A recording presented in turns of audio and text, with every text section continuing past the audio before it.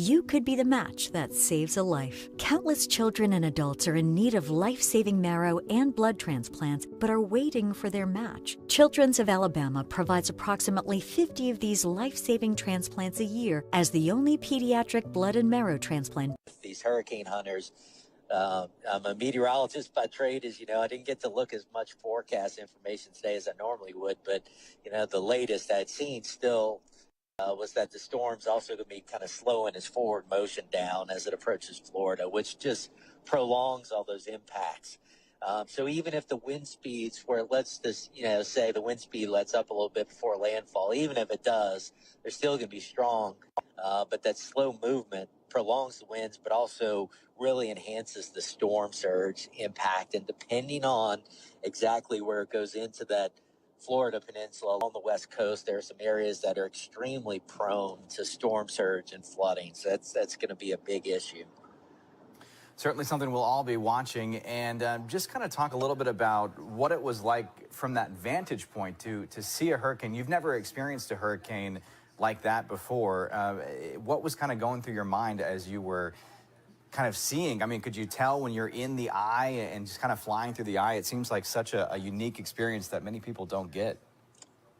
Yeah, it's surreal to do it. And in terms of can you tell you're in the eye? Yes.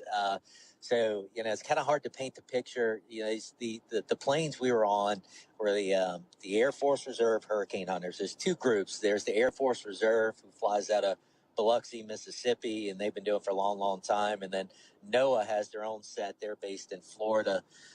These Air Force planes, they're C-130s, and they're basically, big tanks in the air. So if you go up on the flight deck, you've got a decent kind of row of windows where you've got a bit of a view. But in the body of the plane, there's only a couple of windows.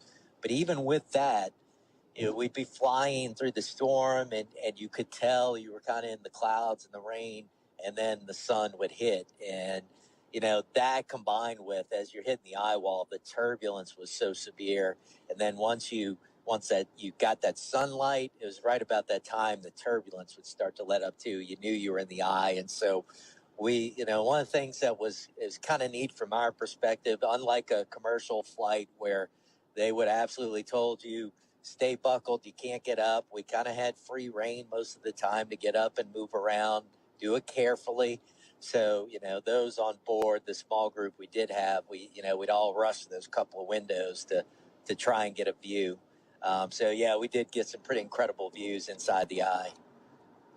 And how often do these guys go up? I mean, you said there's two different sets, too. You were with the Air Force Reservists, not NOAA, as I had previously said, too. But how often between these two crews are they flying into big storms like this to get that all-important data? Yeah, at this point, with it being in the Gulf of Mexico and so close to Florida, the flights will be just about continuous. The Air Force guys, as I said, I think earlier, our flight ended up taking off about 5:30, and we did 5 passes through the storm. That kept us in the air 10 hours. There was another flight, I think, going up right about the time we were landing. And that's just the Air Force. I didn't see the NOAA schedule. I think there was some overlap. I think there might have been a NOAA crew out there while we were out there with the Air Force planes. But they, at this point, all the way through landfall, they'll be surveying it pretty much continuously, trying to get as much information as they can just to give people an exact idea of that intensity and make sure people are as prepared and as informed as they can be. Gosh, 10 hours in that airplane. I cannot even imagine being in there so long, but pretty incredible to see all of the tech and how much work goes into tracking these storms. It makes you think about, gosh, back in the day when none of this technology existed and how far we've come. It really is pretty incredible that we're able to get this information and get it out to people. It must make you very appreciative, too, for kind of give you a new appreciation for your job doing something like this. No, absolutely. And look, meteorologists could be defensive and sensitive sometimes to criticism, but I always tell people there's no better example of the improvement in weather forecasting and accuracy than hurricane forecasts. The track forecasts are really pretty remarkable these days in terms of the accuracy. There's still some hurdles to be cleared when it comes to the intensity. The forecasts aren't quite as good, but ultimately, it's data like what we were gathering today. That's a big part of the equation in making the forecast better. That's all real important. It goes into computer models. The National Hurricane Center gets it, so it's a big part of the equation in making a good forecast. Well, Dr. Steve Caparotto, we really appreciate your time. It's been a long day. Hope you're able to get some rest and pass on our thanks, too, to the guys up in the plane with you, taking along some meteorologists to kind of show what they do, and we can kind of all get the message out. A dangerous storm. We'll all be tracking it, though, with our network of meteorologists throughout our Gray family of TV stations all across the Gulf South. So Dr. Steve Caparotto, just one of the... Dr. Steve Caparotto, WAFB meteorologist, our affiliate in Baton Rouge. Good stuff there from Graham Olkins. All right, we're watching Hurricane Ian, Category 4 storm. You heard from first responders, officials. It could be a Category 5 storm at some point today. That is a possibility as it approaches Fort Myers, Tampa, and Sarasota. Take a 3-minute break. Come back with more coverage of Ian on Local News Live. Streaming 24/7, you're watching Local News Live.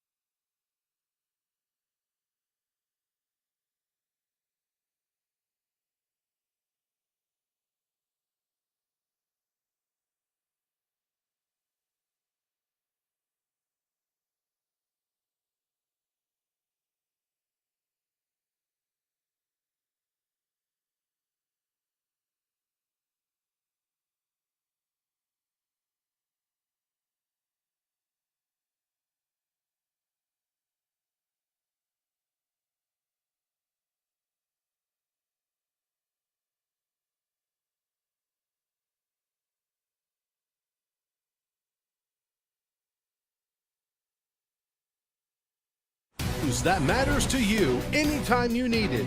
This is Local News Live. Bringing you back to Local News Live, we are monitoring Hurricane Ian. It's now a Category 4 storm as it approaches the west coast of Florida. Back here at the Local News Live studio, we appreciate you tuning in. Anytime we get an update from officials, more information, we'll bring that to you. For now, though, let's take a quick break and check in with our national forecast. This is your Local News Live national forecast.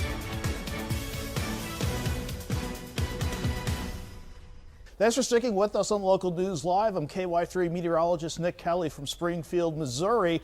All eyes for the big weather people out there are focused on Hurricane Ian. We've been watching its movement ever since it worked away from the western tip of Cuba this morning. It is now back over the open waters of the Gulf of Mexico, still a well-defined eye as of this early Tuesday afternoon, and continuing its journey toward the Florida Peninsula. But we've already had the outer bands coming toward the Florida Keys and southern parts of Florida ever since the day began. Thanks to the Rapid Update satellite from the GOES satellite, we can see how this evolves every minute with this mode put into action. As far as how Hurricane Ian is looking right now, at the latest update, it is still a Category 3 storm with winds of 120 miles per hour. There's been a slight increase in the pressure, so just the very slightest bit of weakening, but still 960 millibars is your pressure with a north movement at about 10 miles per hour. You can see how the hurricane warnings stretch from the Florida Keys and now working up the entire Gulf Coast, almost up to about Tampa,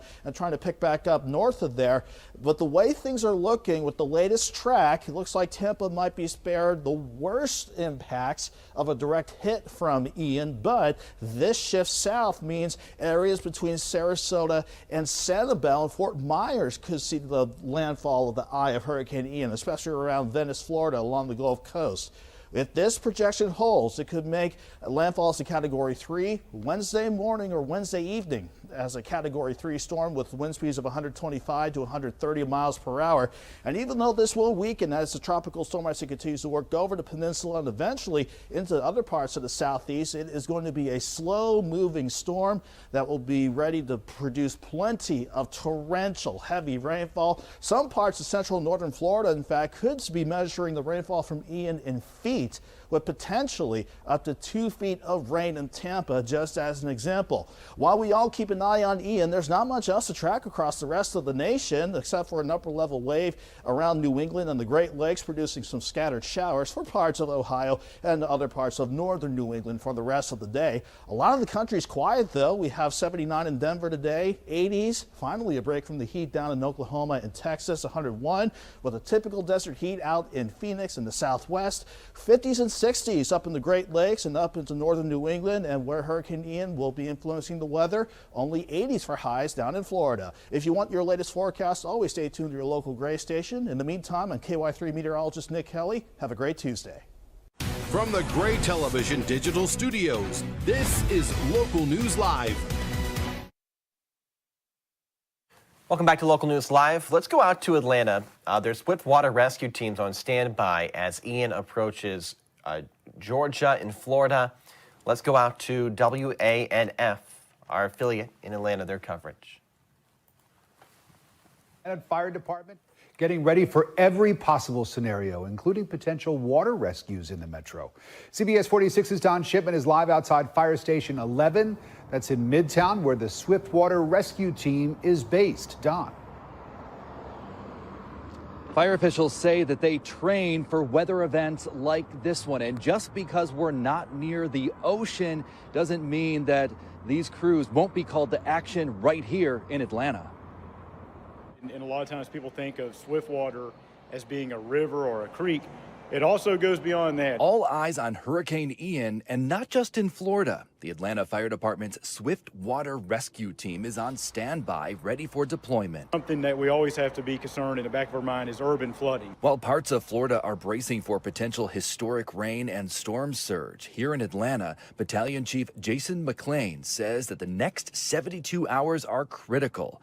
His team is closely watching Ian's track, also its strength. His biggest concern, urban flooding. We're basically just watching to see how well intact that tropical system is going to stay intact as it moves north towards the greater Atlanta area. What's the potential rainfall going to be from the storm? It's very challenging. We'll get back to that reporting from WANF maybe a little bit later on. Brian Kemp, the governor of Georgia, is speaking about how his state is responding to Ian. South in Florida and not north. There may be some of both. And so we'll just continue to monitor the traffic. We're obviously staying in touch with all the state and federal partners on this, as well as doing that with the National Guard folks in Florida. And so we'll just continue to monitor that. I think we'll know a lot more as we get throughout the day today and early tomorrow morning. Governor, is there any talk of possible evacuations of low-lying areas, St. Simons, Tybee, Jekyll, anything? Yeah, we haven't gone there yet. I think we're in great shape where we are right now. I mean, if we have to start moving on things like that, we'll do that very quickly to let people know. But, you know, Will, I don't know what your thoughts are on the potential storm surge yet, but nobody's mentioned that to me in the team here yet. Will, could you address that? Absolutely. So, name and title, sir. I'm Will Langston. I'm the state meteorologist for Georgia Emergency Management Agency. We're expecting right now 3 to 5 feet of storm surge up the entire Georgia coast. That could start as soon as tomorrow and last through maybe Saturday morning. So Thursday and Friday are really going to be those days. 3 to 5 feet is similar to what we saw during Hurricane Irma. So areas that did experience storm surge during Hurricane Irma will likely see similar impacts in those storm surge prone areas. Yeah, the high tides when they come in, that will be most likely when some of the highest inundation values occur. Has this been a tricky storm to trace? It has been. It's been evolving, changing a lot. The National Hurricane Center has been on top of it. The National Weather Service has been on top of it as well as the media is, obviously. And we're not out of the woods yet. This storm is nearing Category 5 intensity. That's very rare to make landfalls in the United States as a Category 5. And so, obviously, our thoughts are with Florida, and hopefully it will weaken before it moves into Georgia.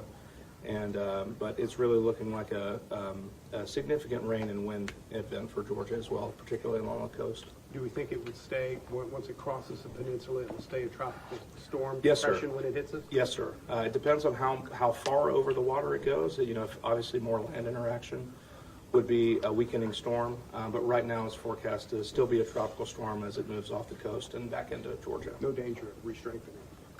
Correct. It may not weaken as quickly, but it certainly is not expected to re-strengthen. Are any state facilities being prepared as temporary facilities in case of emergency? As far as for sheltering? For shelters. Yes, sir. So we have a great relationship with our technical college system of Georgia. Through COVID, we learned a lot of lessons, the ability to transition to virtual for classes, freeing up a space. It's ironic that we're standing outside of our mass care and sheltering room right now. We've got a team in here, Red Cross is on hand with us as well. So we're looking at all those possibilities should we need to go down that avenue. Tell me about your conversations with your hotel partners, housing partners, and what are you telling them when people could start coming up, and also talk about turning around 16? So there's right now no appetite for a contraflow on 16. That's just not something that we anticipate. There's not going to be a massive landfall event where it's a tropical, not that a tropical storm is not terrible, but we're not in the categories that we think would need to do an evacuation. Our hotels and the motel industry, it's terrible for those in Florida, but it's good for our industry. It's going to bring folks northbound. We've got the capacity, we've got the sheltering space, and so it's going to be good for us as far as we've got the space, so we're going to be able to handle that. Yeah, and economic development. Yes, sir. Is coordinating all that because they got all the contacts. Governor, can you speak to any impacts on the agriculture industry at this point, given the new trajectory? Well, I think it's a little bit too early to tell. I mean, obviously, you know, a lot of the construction folks are worried about a lot of rain that slows down, you know, their work. But I think the ag industry, really just, it's going to depend on who's doing what and where at this time of the year.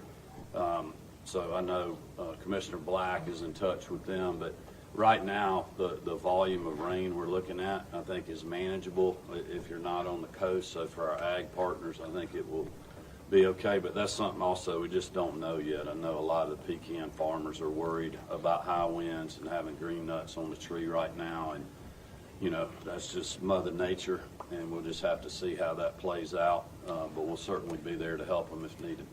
One more. Governor, you just took a tour. Your thoughts on what you see here? Well, unfortunately, Georgia's had a lot of experience in dealing with storms, and then certainly civil unrest, the pandemic, and a lot of other things. So I'm just so proud of the team that we have here, the coordination that we have with not only our state partners, but also with our local partners at the county and city level across the state, and certainly with the federal government. And we have everybody you can imagine in this building right now. And regardless of what happens, it's good for us all to be here. It continues our coordination and communication, whether it's DOT, State Patrol, Department of Agriculture, you know, the National Guard's here, you know, all our weather partners, and certainly the big team at GEMA that's coordinate with all the local emergency management folks. So we're ready to go, and Georgians just should know that we're ready to respond if needed, and we'll do it very quickly. Thank you, Governor. Thank you. Will, can I just get the spelling? Yes, sir. Governor Brian Kemp and officials in Georgia speaking to the media as they give an update on how much rainfall they should receive. Obviously, in terms of the wind damage and storm damage, it won't be quite like Florida, but they do expect quite a bit of rainfall in Georgia. All right, 3-minute break. Back with more coverage of Hurricane Ian on Local News Live. Streaming 24/7, you're watching Local News Live.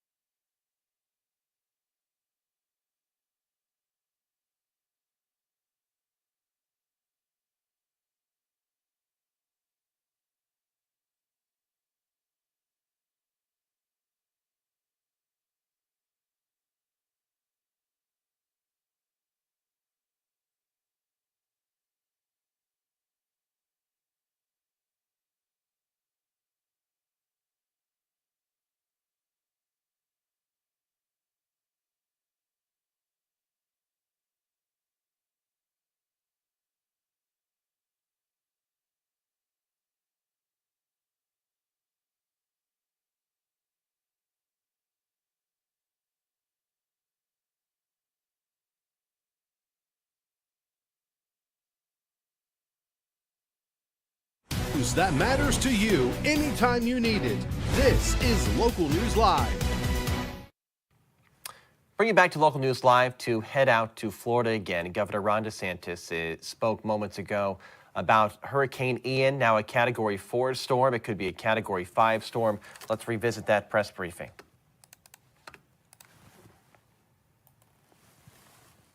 It's no longer possible to safely evacuate. It's time to hunker down and prepare for this storm. This is a powerful storm that should be treated like you would treat if a tornado was approaching your home. If you're out on the roads, get to a safe place as soon as possible. There's more than 200 shelters open in just the Southwest Florida region alone.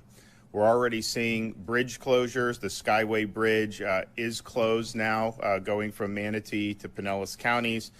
There's 40,000 power outages reported, but outside of Southwest Florida, crews are responding to those power outages. Don't go outside in the eye of the storm. It's still dangerous. There's actually a calmness if the center of the hurricane is right over you. You think maybe the storm has passed. That's not the case. It's still very dangerous. There's possibilities of tornadoes. It would also be very difficult to potentially get back into your home. So even if it seems calm, wait to make sure that the storm has actually passed. Once the storm has passed and it's safe to go outside, I urge you to be cautious. Avoid downed power lines. Avoid standing water. Stay clear of damaged trees. If you are using a generator for power, make sure that that is being operated outside your home. Do not operate that indoors. And then don't drive in flooded streets. People will look and think they can drive through it, and it doesn't work out well for them. As the storm has approached, we've already had enough winds to have local bridges closed. So the bridge on State Road 64, Manatee Avenue East, has now been closed. The bridge at SR 684 and Cortez Road has now been closed. And the John Ringling Causeway has been closed. And that is basically a function of when the winds reach a certain threshold. Obviously, you're going to see more bridge use suspended given the ferocity of this storm. This morning, Director Guthrie asked for additional airlift, hoist, and high water vehicles from the Department of Defense in coordination with FEMA. The Department of Transportation also has 1,200 personnel on standby to perform cut and toss operations. We're bringing in supplies by plane, boat, and by high water vehicle. All the airports in Southwest Florida have leave-behind teams in place so that they will be able to get the runways in good shape once the storm has passed. We have 5,000 Florida Guardsmen activated, 2,000 from neighboring states. We have air assets, urban search and rescue teams stationed now in Miami that will be able to respond over to Southwest Florida. Florida Fish and Wildlife, both vehicle assets, water assets, and air assets. And the U.S. Coast Guard is now staged 4 cutters. They also have shallow draft vessels ready to provide search and rescue assistance to the flooded areas.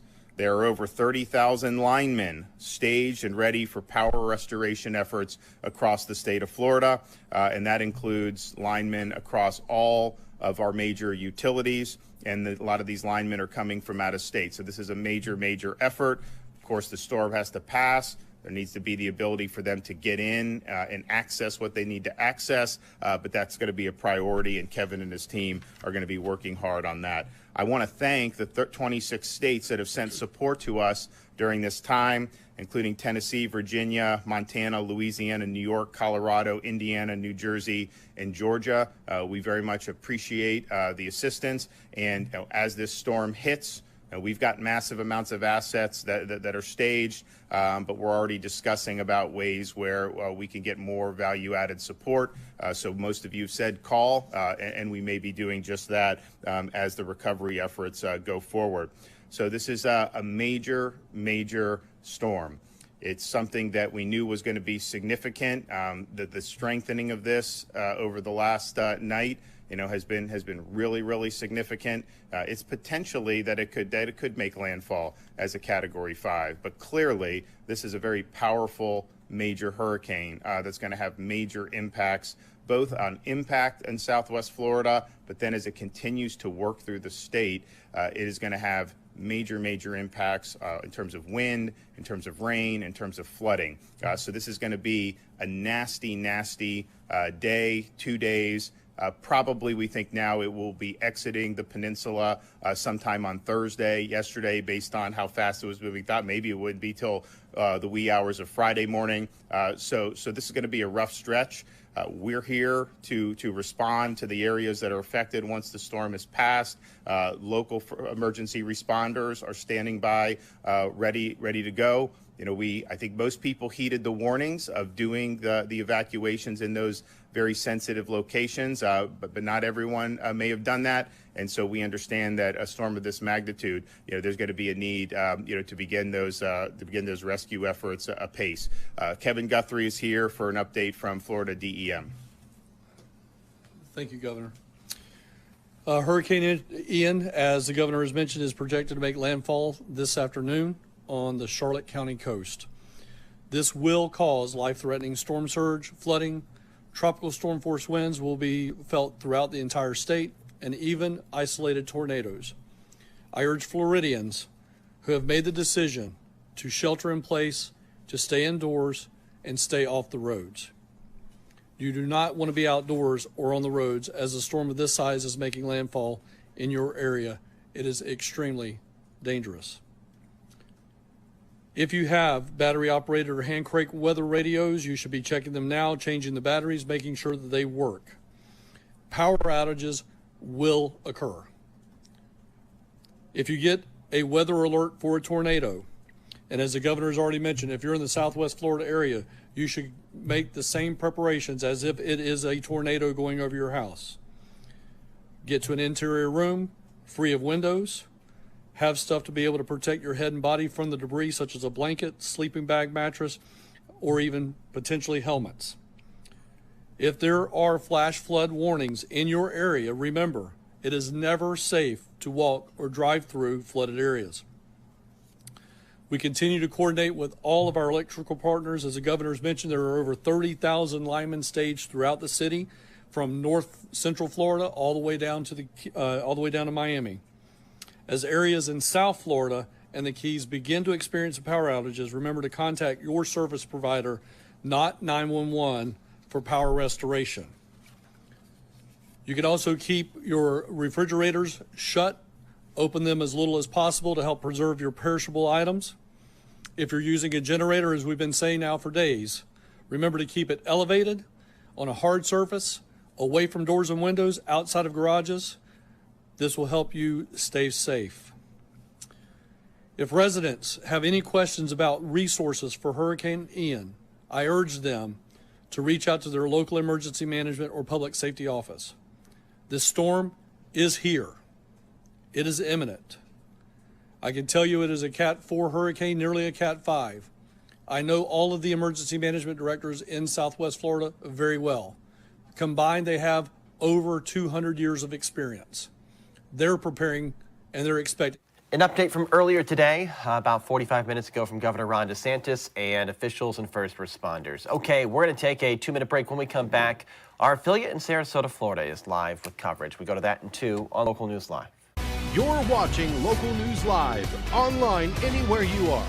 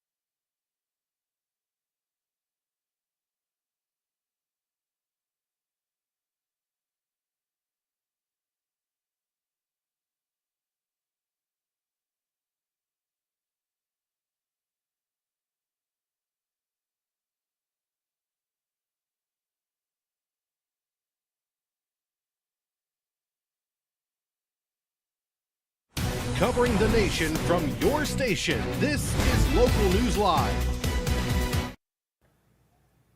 Bring you back to Local News Live to head out to Sarasota, Florida. They are in wall-to-wall coverage of Hurricane Ian. Let's go out to it. People should be prepared for that. As Kevin said, that there's going to be widespread power outages, and those power outages are going to occur not just in Southwest Florida, but in other portions of the state. Of course, it's a priority to get minor audio issues there. I'm going to try to fix that. In the meantime, here is a look at the radar that we're keeping a close eye on. That is Hurricane Ian approaching the western part of Florida. Fort Myers, Tampa, and Sarasota are in its line.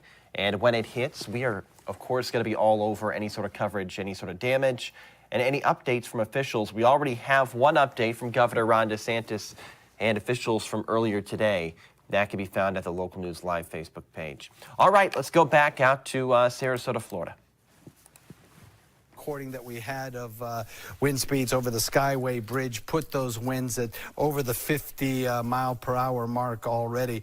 We're looking at, I believe it was 52 mile per hour, I believe there. 55 mile per hour. So, as fast as you drive. And then we're going to see those wind speeds increase even further as we go through time. I want to show you the track of this storm once again. We're forecasting that the storm will continue on a track that brings it very close to the coastline over the next 6 hours or so. One thing to note, because this storm will be moving over territory here right along the coastline, most likely into Charlotte Harbor, areas like Punta Gorda, Rotunda, areas like Port Charlotte, maybe even Inglewood as it lifts northward into areas of Hardee and DeSoto County. One thing to note is that when you get into this storm, and we've talked a little about it, but I want to describe to you what we're talking about exactly. As you get through this storm, you're going to be looking at kind of a stadium effect of these storms across the region. And that means that as the storm starts to pull across the area, you'll be looking at, generally speaking, the wind speeds picking up very quickly. Right in here, in this area of green, this is quiet. That's the quiet zone. That's inside the eye wall. People have reported stories of sun coming out and birds flying around and calm, tranquil conditions out here in this area. And it's a 40-mile area. You could spend 3 or 4 hours in that area possibly, as this storm system is going to crawl along at about 10 miles per hour. And it's about a 40-mile wide area of the eye wall itself. In fact, let's take a distance measurement of it from this area over to here. We're talking about, 30 miles across. In that area, everything is going to be very quiet and very relatively peaceful compared to what it's like around the edges. So when you get those strong winds, and they will come, there's no stopping it now, the winds could be as high as 155 miles per hour. When you get those winds, they will last for a period of time, maybe 45 minutes, maybe an hour, before everything starts to get quiet as you get into this eye wall area. Then, as the storm system moves past you, as it moves across the area, you'll be watching then as the storm system gets you back into this heavy thunderstorm activity surrounding it. It will be sheets of rain coming down, extremely strong winds. You'll hear your house creak and the windows rattle. Electricity may well go out during this time, and undoubtedly there will be some failures of structures as the winds pass by. Don't go out and start sightseeing once the skies have begun to get light and clear. Don't do that. Wait for an all clear from authorities before leaving your home, because you could just be walking outside about the time that the winds very quickly will start to get bad again. Showers and thunderstorms also possible with this system, could produce tornadoes as well. We do have a tornado watch box up for our area, so something else that we have to consider, that if you're going to be out there during the next couple of hours, be very careful. Have your First Alert weather app on your phone with notifications activated so that in the event we get a tornado warning, we can make sure that you're the first to know. We'll, of course, come on the air immediately and guide you through the storm, letting you know where it's headed and how strong it is, show you pinpoint where the center of circulation is, see if we can find any debris clusters with the storm. But if you have your First Alert weather app, bear in mind that you may get that information before anybody else does, because these storms will be moving at about 50 miles an hour. So by the time we start broadcasting, it may have moved 10 miles, but with your First Alert weather app, you'll know immediately. We'll watch the storm system follow this track most likely. The error cone is reducing now. Of course, there are wobbles on the system. We saw that with Charlie, so we'll be tracking it hour by hour for the next 5 hours to know exactly, even minute by minute, to know exactly where it might go. Rainfall rates thus far have produced 6-inch rainfalls in places. We may be able to quadruple that by the time we're done with the day today. So very heavy rainfall coming our way. Let's go back. We have some more information from Kels. Kels, what you got? Thanks, John. We're getting ready to toss to James Hill. He's over at the Sarasota County Emergency Operations Center. He's been hunkered down out there while we are here in the news station monitoring that situation. And right now, shelters still open. There's still time to get there. They've got room for thousands more people. And he's definitely got a lot more to tell us about this one. That's right. James Hill, once again, is in Sarasota County at the Emergency Operations Center. So, James, I see you are right there with Ed McCrane. He is the Emergency Services Director at the Emergency Operations Center.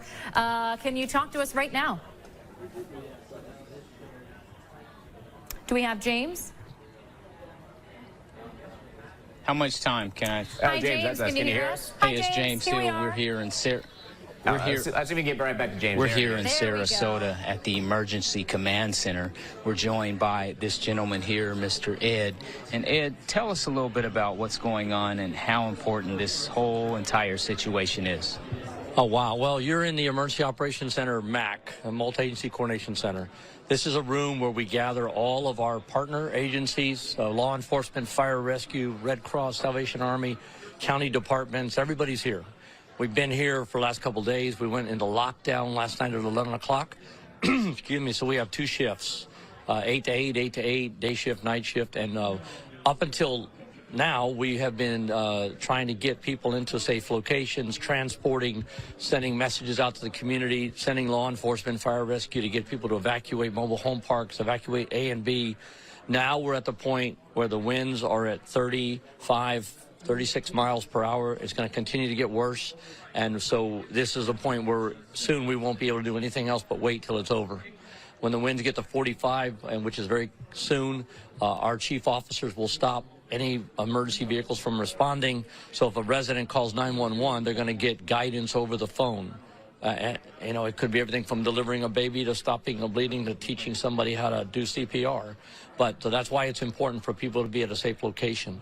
Right now, there's still an opportunity if people can get to us evacuation shelters nearby safely, then they need to do that. But at some point, it's going to be too dangerous to be on the road, so they need to look in their home or where they're at, or in a building where they're at, and find a safe room away from windows and doors that they can gather people, get down low if you start hearing things breaking around you. This is a serious storm. We're looking at a 4, maybe a 5. It doesn't matter if it's a 3, 4, 5. This is dangerous. It's going to do a lot of destruction. It's going to be a lot of wind, a lot of rain. The eye wall, we're told, is 50 miles wide. And the strongest winds are on the outer edge of that eye wall. So right now, people need to do everything they can to get into a safe position. And then when it's over, our crews will be there. Our teams are pre-deployed, and they will deploy as soon as possible to start clearing roads and trying to rescue people that may have found themselves in a bad situation. Now, there is opportunity for shelters. They can accept, and being told, up to 26,000 people here on the Suncoast. Talk a little bit about that and why that's important to make a move now, if you will, if you can. Well, we have, right now we could offer 26,000 spaces, and less than 3,000 are there. So 12 schools, all open, all fully staffed. The list is on the media. It's on our website at SC.gov. And if people have any doubts, they can call 311 and they'll be given guidance. But like I said, if they can get there safely, now's the time to do it. But if they can't, if it's too late, when the winds pick up, they need to hunker down. But we do have capacity. We do have plenty of opportunity for people to get to a safe location. It's up to them and their personal situation of where they find themselves right now. And we understand pets are welcome. Yes, we accept pets in all of them, dogs and cats primarily. They should be in a crate. You know, we do have some crates if people, you know, as a spare if somebody forgets, but if at all possible, they bring the food, the bowls, the leashes, the crate, documentation that shows they have their vaccinations and stuff. Obviously, we'll accept them in, and they'll be taken care of. In terms of this command center, tell us some of the things that are going on to help people. I see people, and since I've been here, there's been people working. Talk to us about what happens here. Well, we also support the cities. The County Emergency Operations Center is the lead during an event like this. We are over the entire county, but we have partners here from City of Northport, Venice, Longboat Key, Sarasota. They have a representative in this room. They have their EOC set up. With the exception of Longboat Key, they are here. Their town manager, their head department heads are here, but everybody else has a liaison. So they have needs in the city. All the requests come here, and if we can't fill that request, we pump it up to the state EOC. So we're doing resource requests. We're checking on our own teams. We have first-in teams located in 9 locations throughout the county, hunkered down, ready to deploy as soon as they can to clear roadways. We're talking to the state. Search and rescue teams are being staged to come in. Food and water trucks are being staged to come in. Obviously, they got to stay outside of the danger area, and once the winds die down, they can roll in. So we're doing all that coordination here, talking to the hospitals, talking to assisted living facility, just about everything. Red Cross is talking about what are we going to do after the shelters are done. We need to have shelters for people that may have lost their home. So I got Red Cross working on that. Salvation Army, All Faith Food Bank are working on food. FDLE, Florida Highway Patrol, they have representatives here. I've got a team from the National Guard, a command team of a colonel and a sergeant major in this building that are going to be the leaders over 1,100 National Guard troops that are going to deploy throughout the damage area to assist. So a lot's going on, a lot of coordination, but right now we are at the point where we can't do anything else. We have to watch the storm go by, and as soon as it's over and the winds drop down below 39, we'll roll. And we'll be out there in the community doing whatever we can to restore utilities, all that. And I'd like to say something about that. Everybody who lives on a barrier island, last night, utilities from all your cities and the county had to shut off the water and shut down the wastewater system. So that means even if there's not a lot of damage out there, it's going to take us about 12 hours to get that reinstated, make sure the bridges are safe to cross over. And then once that's all done, we can go ahead and say, you can go back to your island home, on the islands. But that's something people need to realize. Driving during a time of stormy weather, so to speak, where you look up and there's waters on the road, can you talk a little bit about that and the safety part of it and how dangerous it can be? Yeah, it is very dangerous to drive through water. A very little amount of water can move your car. You can stall out, be stuck there. Also, you don't know what that water's hiding. There could be debris. There could be down power lines. There could be a sinkhole that developed because a water main underneath it broke, and you could find yourself drowning. So we say turn around, don't drown.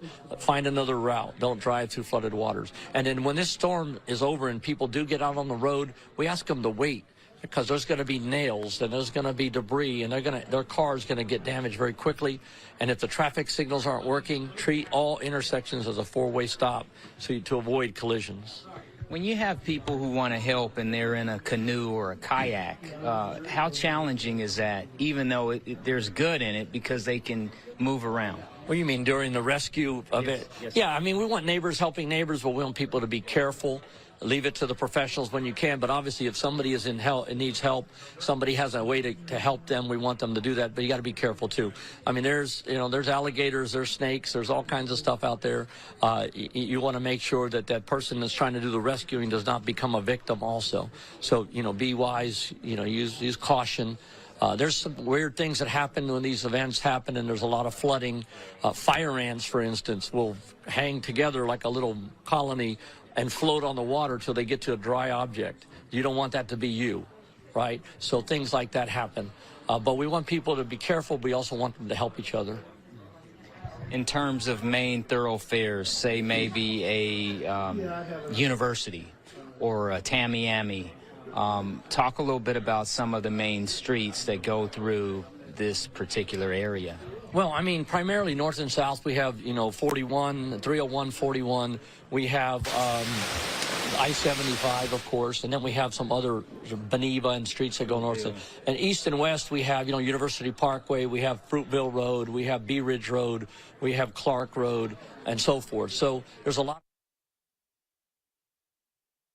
Clear those roads from the interstate, and at a university we work in conjunction with Manatee County's first in teams. We got to clear the debris, move power lines just wide enough so emergency vehicles can get through. The first thing that's going to happen if we take this hard hit, the areas that got hit the hardest are going to see Florida Fish and Wildlife, Florida National Guard, Florida Highway Patrol, FDLE, search and rescue teams. They're going to come join our forces, and they're going to go down to where the storm surge was the worst. They're going to go house to house, room by room, make sure they don't have anybody there hurt, and rescue them. That could take 24, 36, 48 hours. So this is going to be, after it's over, a lot of work has to be done. When you look at some of the history, Charlie, Irene, when you look at, say, maybe Irma, where does this rate so far? Well, every storm is different. This could be, you could consider this a Charlie with storm surge, Charlie 2.0. But we really try not to compare storms. We've got some breaking news. We also want to get on the air right now. Not sure if I'm on the air yet. Here we are. Sorry we had to cut off James Hill a little bit. We appreciate his reporting, but we've got a breaking situation we really got you need to know about right now. So one of our photographers just got this information minutes ago saying that in Manatee County, those shelters are closing. They will be closed within 30 minutes. Within 30 minutes in Manatee County. Sarasota does not have that warning yet, but in Manatee, that's the situation right now. That's coming straight from Dr. Scott Hopes. That's the Manatee County administrator. So if you are in Manatee County, you need to be going right now. You might even be out of time, depending on where you are. But if you are and have any intention of going to a shelter, this is literally your very last chance in Manatee County. So know that. If not, you are on your own until this storm passes. That is essentially the situation we're seeing right now. We've been talking about this before, Kelsey, about how the roads, when they get too windy, that's when the situation happens. Right, exactly. And I know that the rule is, I've heard this for Sarasota County, the Emergency Operations Center there. If it is above 45 miles per hour, no one's going out. It is unsafe. Right now, we're giving you a live look at Tamiami Trail at State Road 776. It almost, I want to compare this to a blizzard. That's all I know, because I've never covered a hurricane like this. And honestly, you can see the water just pelting the camera there. It is very low visibility there. Oh, wow, let's get this. Do you hear that? That is the wind there. It's actually right near our station. That is downtown Sarasota off of Lemon Avenue. You can see the Whole Foods there, some of the apartments there. This is Sarasota County. As you can see, this is downtown Sarasota. You hear the wind, you hear the rain. Take a look at your screen if you have a moment there. These are the conditions we are watching live right outside of our ABC7 studios here in the downtown Sarasota area. And if you're just joining us, we do want to reiterate time is closing for you to be able to even get on the roadways to evacuate this area. We've got some camera issues there. There we go. Looks like we cleared it up just a bit. Switching over to this Tamiami Trail and Haven Boulevard. As you can see, whoa, that is one of the power lights there on the side of the road, and some of the trees are just shaking in the wind. We are showing you Manatee County, and if you're just joining us, Shane, what was the update from Manatee County that you just got? Yes, the big one is that we're essentially down to the last couple of minutes for you to get to a shelter in Manatee County. We just got this from one of our photographers who has been in touch with Dr. Scott Hopes, the Manatee County administrator. He said less than 30 minutes is what he told me, and he sent me that message. Let me pull this back up again. I got that about just minutes at 8:55, so pretty much down to 20 minutes essentially. So if you have to go, literally the last few minutes, if you have a shelter that's near you, that's a quick drive away, you could still get there. If not, though, if it is a further drive away, then you might have just missed your chance already. And so if that is the case, you're going to have to just stay inside and weather through whatever comes next. But if you have to go, once again, probably about less than 25 minutes to get to a shelter if you need to go there. So if you have any intention of going in Manatee County, this is literally your last chance. When they close these down, it's because these roads become more too dangerous more too dangerous to drive across. Now we're checking out these roads right now as we're looking at 41 Bridge, and Haven Boulevard. Yes, DeSoto Bridge. Kelsey, you're saying that. And Kelsey, you can see right here, I mean, it's starting to get a lot worse out there. That's why they're starting to do this. And I'm so glad that we are showing our viewers what not to do. You don't want to be out in conditions right now unless it's absolutely an emergency. You have to evacuate. Other than that, you really should be at home, because as we just mentioned, we are just minutes away from all of the evacuation shelters in Manatee County that are closing. Once again, we're showing you Manatee County. You just saw the rain, so you kind of heard the wind. In Sarasota County, you heard the rain. This is a real situation. This is happening. This is a very fluid, very developing, very breaking news story throughout the remainder of the day here. And I do want to reiterate, Sarasota County, that was the scene in Manatee County. That's where the shelters are starting to close. You still do have evacuation shelters. If you are living in Sarasota County, they have capacity of about 26,000 people. We're only seeing about 2,600, so only 10% capacity for all those evacuation shelters in Sarasota County. We got the update just a little less than an hour ago from Public Service emergency alerts on all of our phones. That ringing that went off, that A and B in Sarasota County are evacuating. And what does that mean? That means you need to get out of A and B zones. And the easiest way to look up your zone, you just got to go to mysuncoast.com. On our website, we have a little tab that will show you what your evacuation zone is, and we'll give you a link to that information. And Shane, look at this. We are seeing more visuals. This appears to be State Road 776 in Englewood, and wow, what a scene there. Yeah, they're starting to get it. Wow, and it's just, and you know, John's saying it too. We're off camera, and we are just seeing the traffic come through. If you don't have to drive, please do not. We are just urging you. It's just not a safe situation, John. I mean, look at this. Look at this camera here. This is State Road 776 and Virginia Court. You can see the palm trees swaying in Englewood.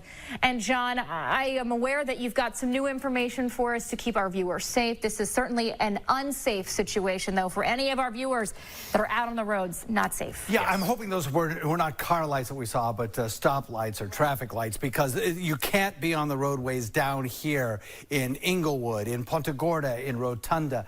This system is not that far away from you now. And as you just heard Ed say, the system now is 50 miles wide. So it is gradually drifting closer to you. It may be before the noontime hour that we have a landfall of this system, possibly around Fort Myers area, possibly a little further north. It doesn't really matter. The extreme wind speeds from this storm system are in an area that are wide. I mean, it encompasses probably an area that's, well, probably 80 miles across. So if you take this line and translate it over here, I mean, anywhere along this line between really Englewood, maybe as far north as Venice, and all the way down to Fort Myers is going to see some of those extreme winds come their way within the course of the next several hours. Right now, the storm itself is, well, let's see how far away it is. It's about 60 miles maybe, with the winds, with the stronger wind speeds, maybe as less 30 miles away, so maybe 3 hours or less, you're going to start seeing those extreme wind speeds,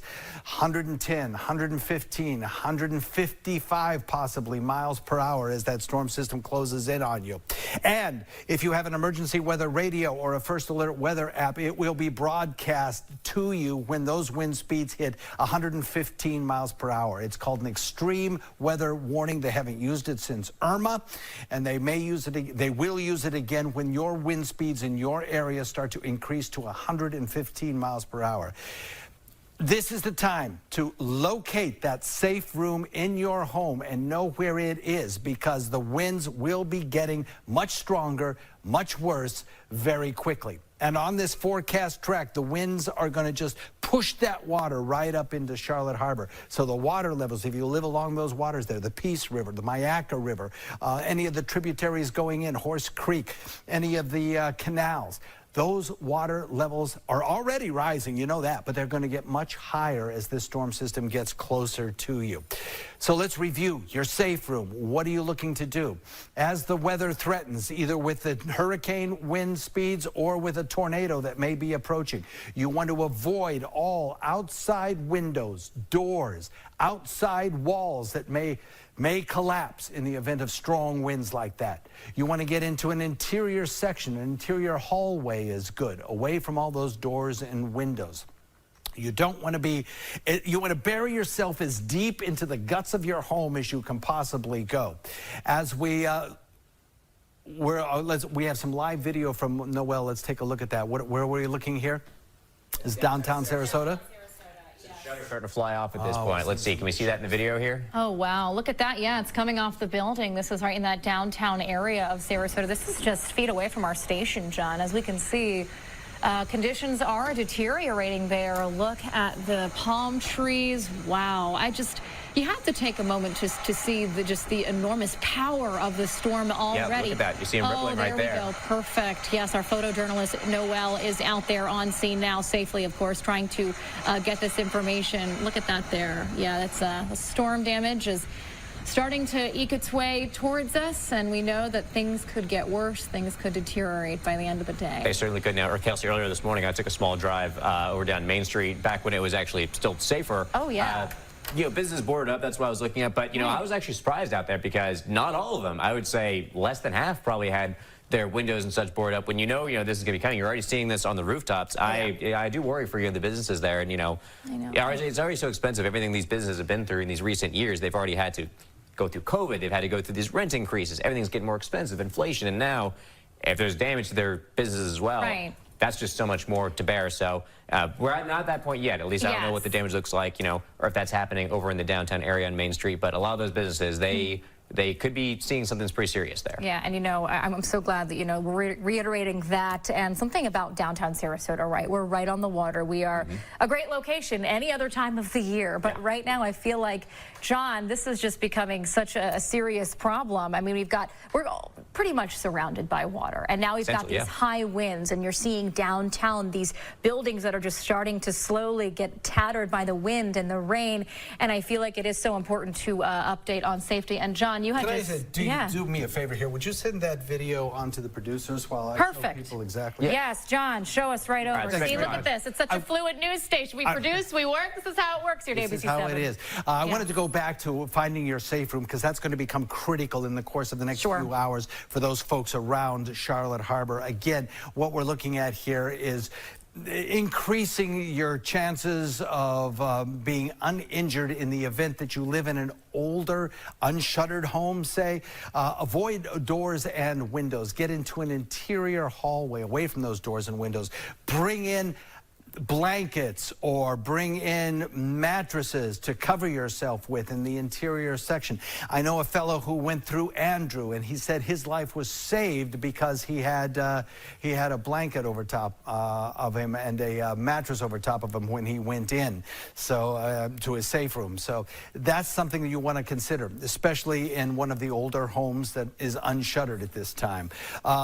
You want to go into that hallway. You want to cover yourself with a mattress. Bike helmets have proven to be invaluable. If you happen to have a couple of bike helmets, and I know this sounds silly, but if you have any kind of metal pots that are large enough to put over your head, I mean, even a plastic pail, whatever you've got, go into that safe room with that. Just in case you put it over your head, you might save your life. I've read reports of people who have actually saved their lives using cooking pots as helmets, and they do provide some level of safety. A safest place in your room is in interior sections on the lowest level. Now, I've got a caveat to that. In Manatee County, thank you, Kels. In Manatee County, you are now told to shelter in place. Does this mean that their shelters are closed?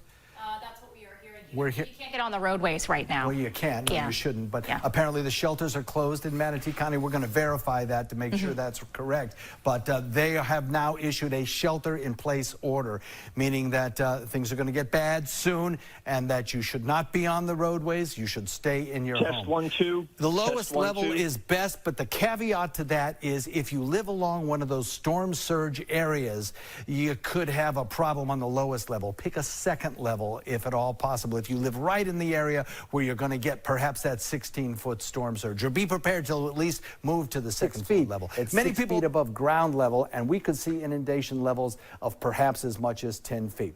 Let's go back to Kelsey with some breaking news. All right, John, thank you for staying on top of that. I know we have a lot of our team not just working here in-house at ABC7 within our studios, but we also have a lot of team members that are out at the Emergency Operations Center. And my producers are telling me I'm aware that our photojournalist, Frank Mazzi, is here in Manatee County at the Emergency Operations Center. And Frank, what are things looking like where you are right now? Kind of describe the situation, the feel of where it is. We just learned that in Manatee County there was a shelter in place that was just ordered there. So what are things looking like where you are at the Emergency Operations Center?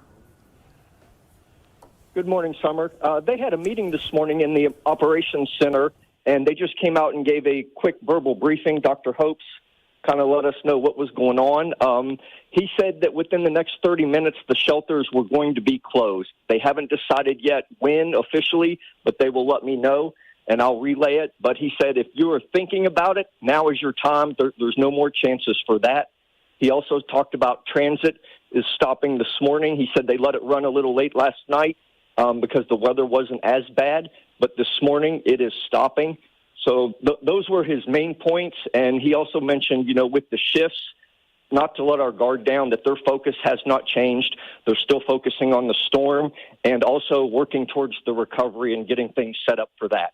Sure. And I want to ask you one more thing. Do you know how many people in Manatee County are in those shelters as we speak, or are you working to still obtain that information? We're just trying to learn some more, trying to paint a picture of Manatee County.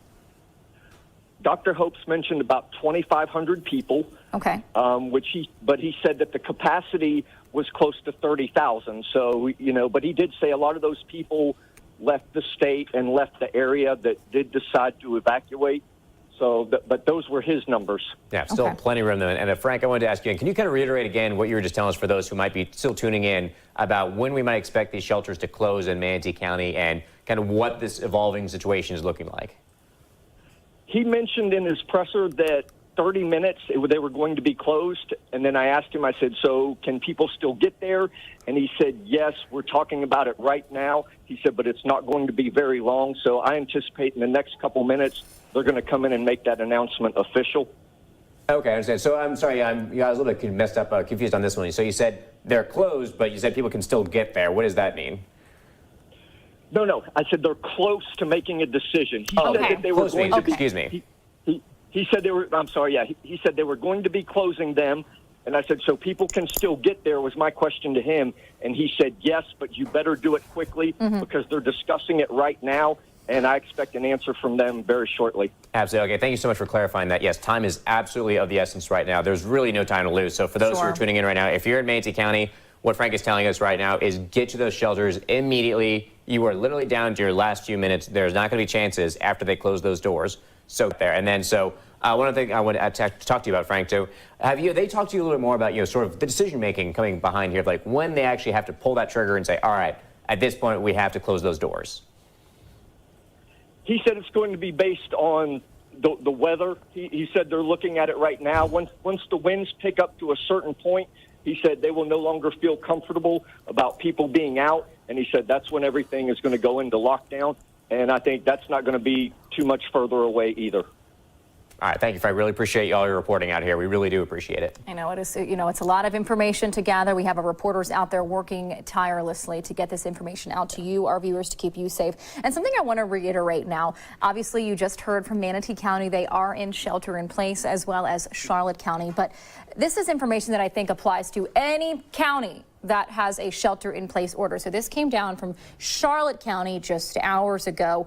What happens when you are under shelter-in-place? So let me explain what that means. So what that means is you got to get into a small interior room with few or no windows. You want to turn off all your fans, all air conditioning systems. You want to bring all of your pets inside. That honestly goes without saying at this point. Do not allow your pets to go outside until the danger is past. That's even if they have to use the potty, just let them go somewhere inside, clean it up. It's just not worth their little lives. And of course, you want to fill your bathtub with water if you haven't already, so you are able to flush with that once it is available, because obviously the toilets do need water, filled with water to flush. I know these seem like duh tips there, but I feel like it is so important to reiterate because a lot of us, this is our first hurricane, right? It's mine, it's yours. We know how this goes. So, of course, and with that as well, once again, giving you updates and tips for sheltering in place. You want to keep listening to your radio and television until you are told that it is safe to do so. And I know, Shane, we are getting some intel from our producers that we have a live report downtown. Yes, we do. That's over. We're kind of taking it to Pineapple Avenue in downtown Sarasota, where things are being worse. Listen to that. You can hear that noise of that rain coming, the wind. You can see these trees swaying in the wind as they go. Now, earlier we showed you these videos maybe about 10 minutes ago showing one of the rooftops of one of these places. So that is images from Sarasota, Florida. You saw those. You can see the rain coming down, the extreme wind as a hurricane is threatening landfall in Sarasota, Florida, Tampa, Florida, that area. Speaking of Tampa, WANF, our Atlanta station, has a reporter in Tampa, Florida, as they are waiting for Hurricane Ian to make landfall. Let's go out to this live report happening right now. Wrapped in saran wrap. We had a really hard time finding gas in this area. We've seen a lot of people coming here to fill up gas, whether it's for their generators or simply for their cars.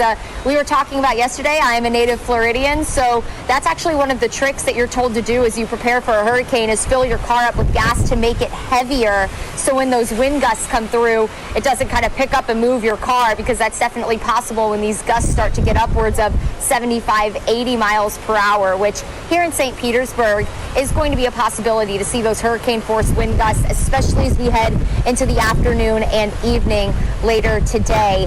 Thankfully, the storm continues to shift south, so for us here, our impacts aren't looking quite as great as they were yesterday.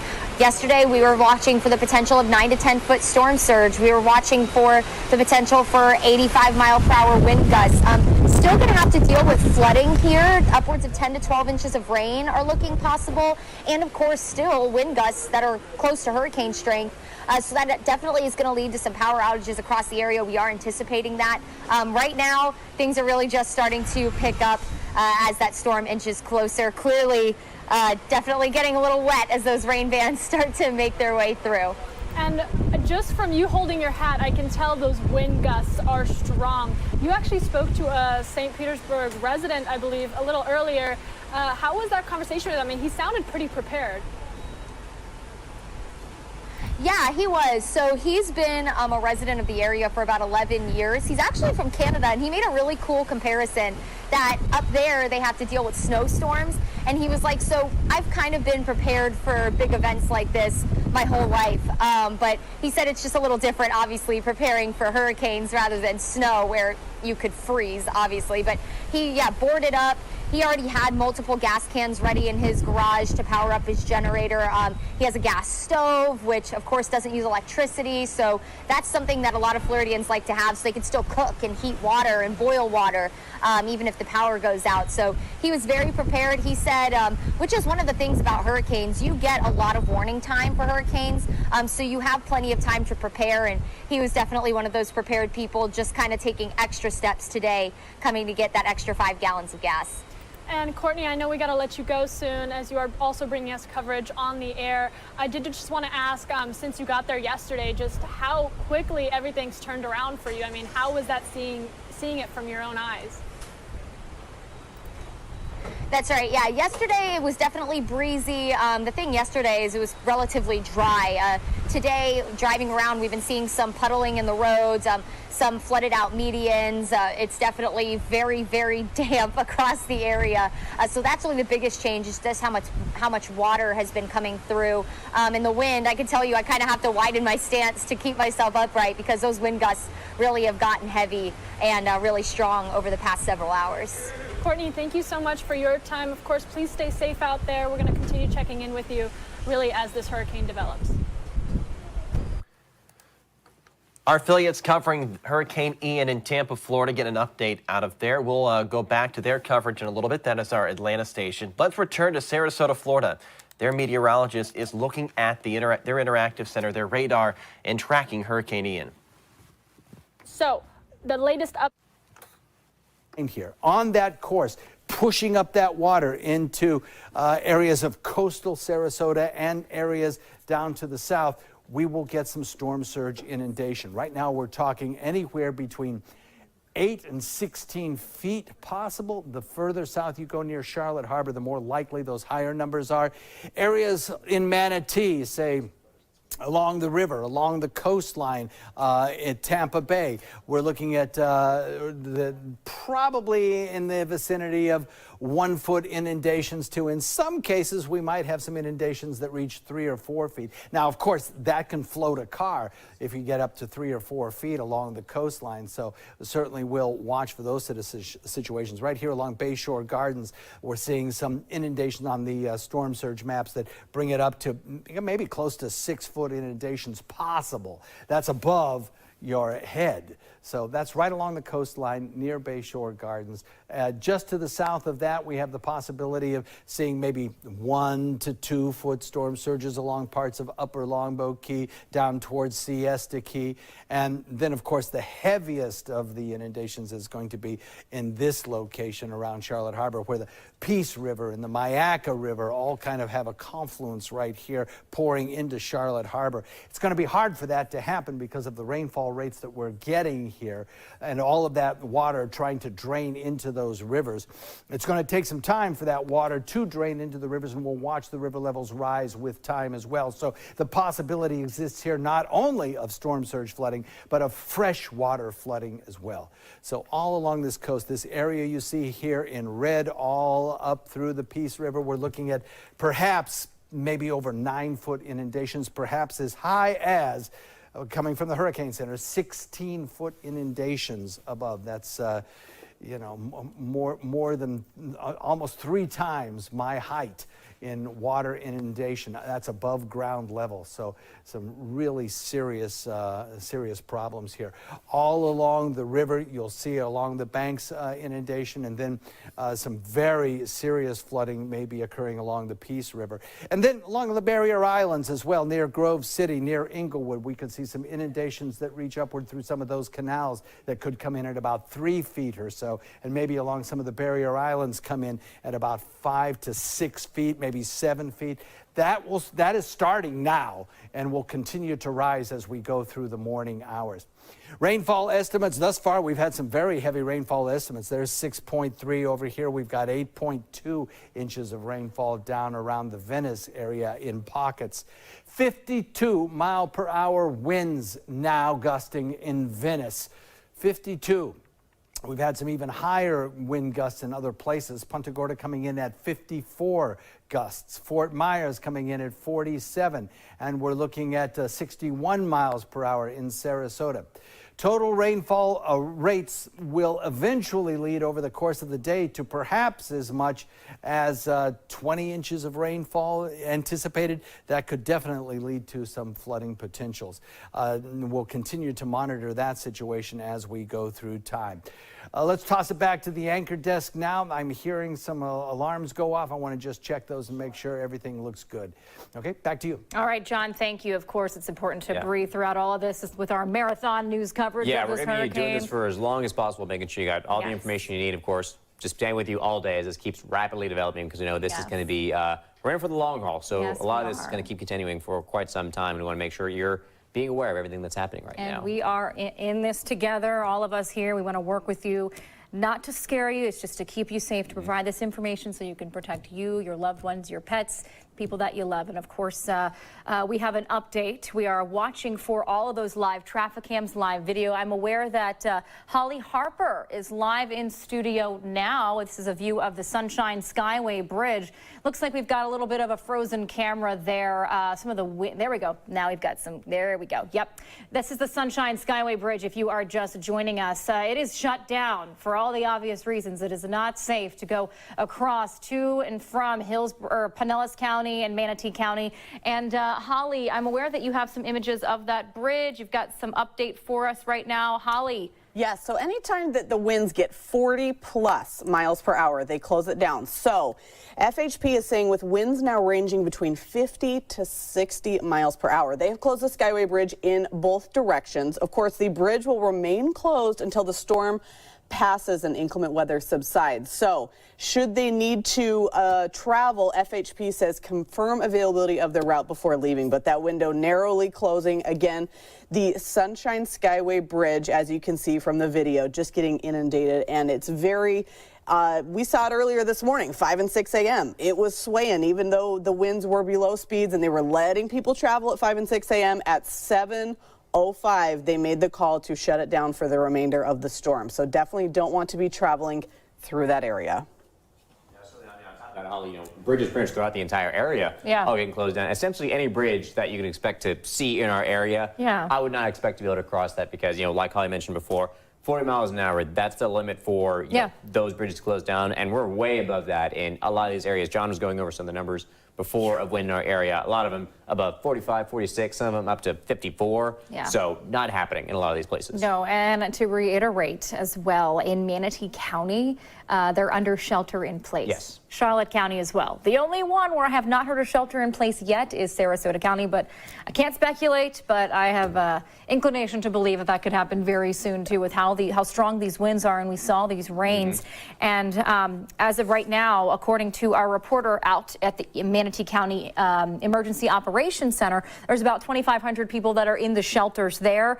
A lot of people have left the state already out of Manatee County and Sarasota County. And our producers are saying that we do have some viewer video that one of you actually just shared with us just now. Let's take a look at this. This is from Josephine, Madrid. You can see the rain there, the wind whipping Shane. Taking a look at this, looks like this. It's this person's backyard. Yeah, this is over on Weber in Sarasota. That's not too far away from here. That's maybe about 10 minutes south of here. Oh, okay. And you can see those winds whipping. You can see like those plants are kind of starting to sway in that wind. But it looks like the fence for the most part is early this morning. Holding strong for the most part from what we can see. She said that she's looking like she's expecting maybe some damage was the comments that she had submitted to us when she sent in this video. But yeah, we're really hoping that those can stay strong.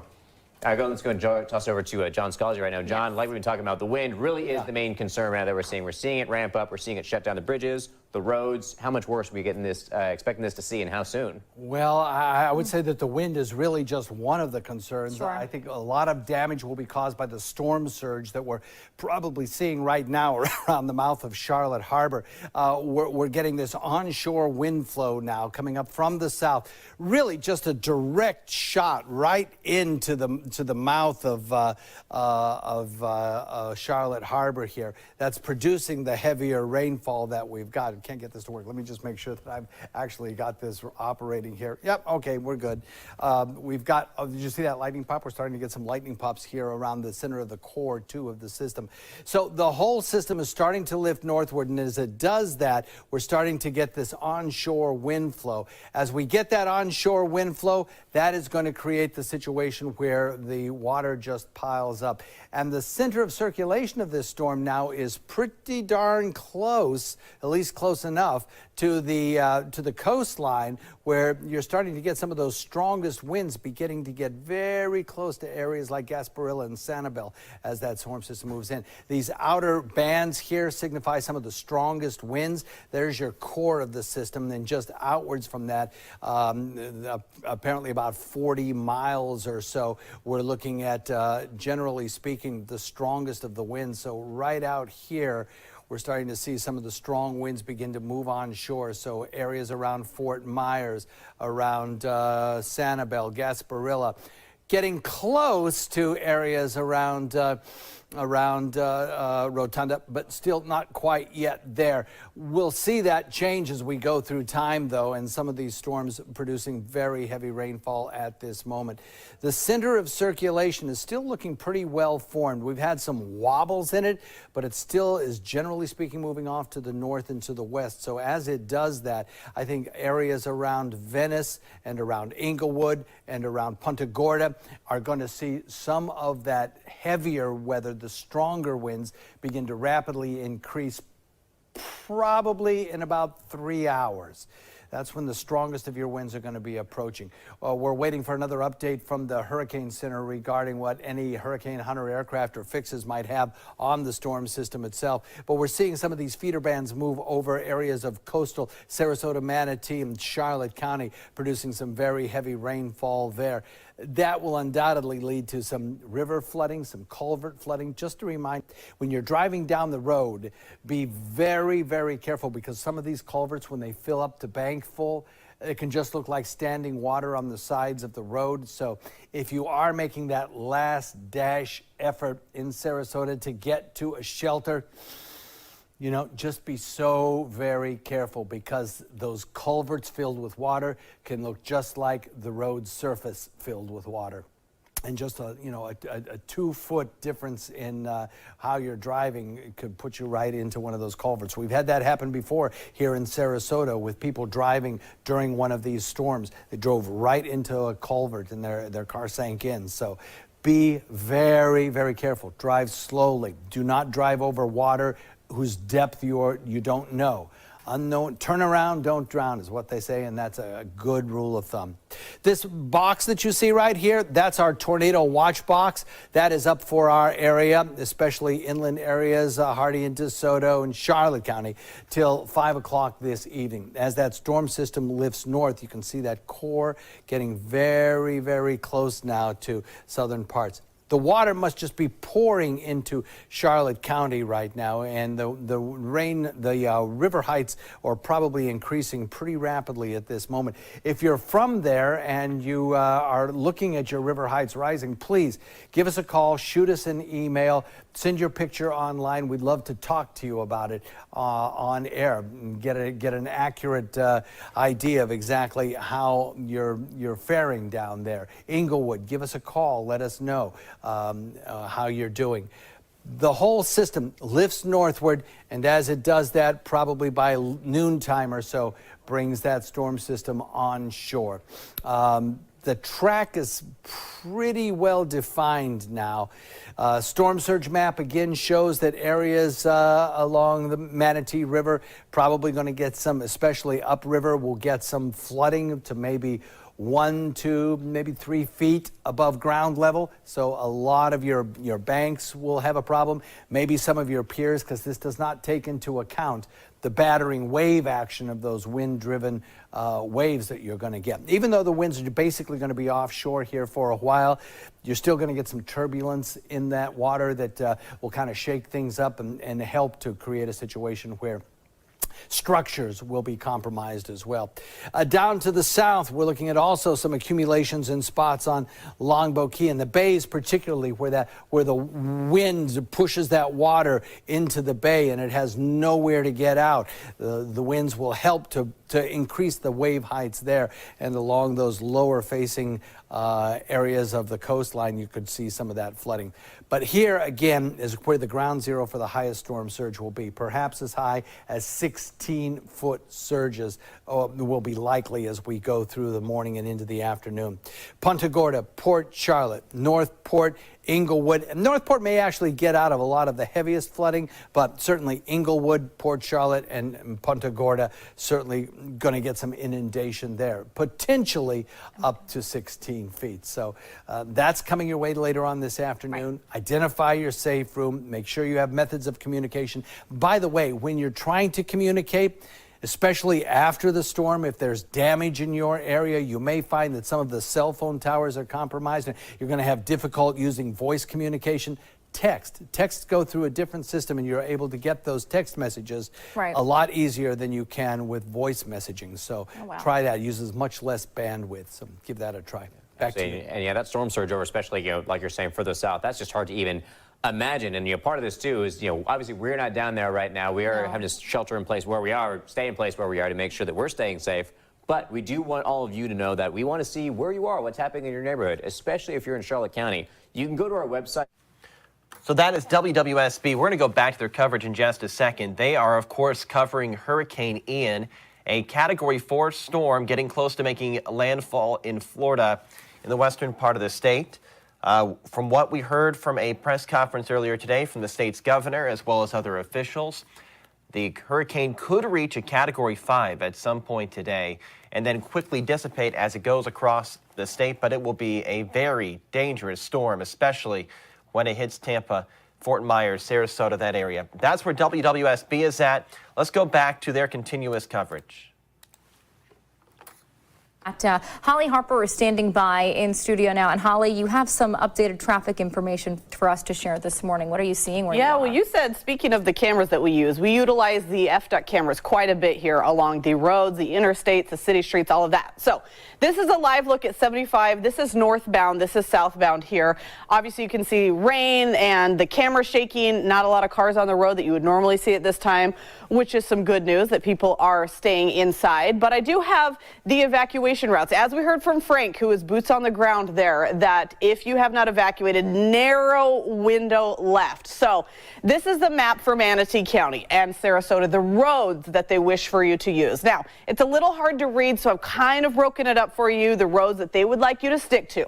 Manatee County, if you're headed east and west, they want you to stick to University, State Road 70, 64, US 301, and then this little stretch of Cortez, with the reminder that the bridges over here are closed as you get by the water.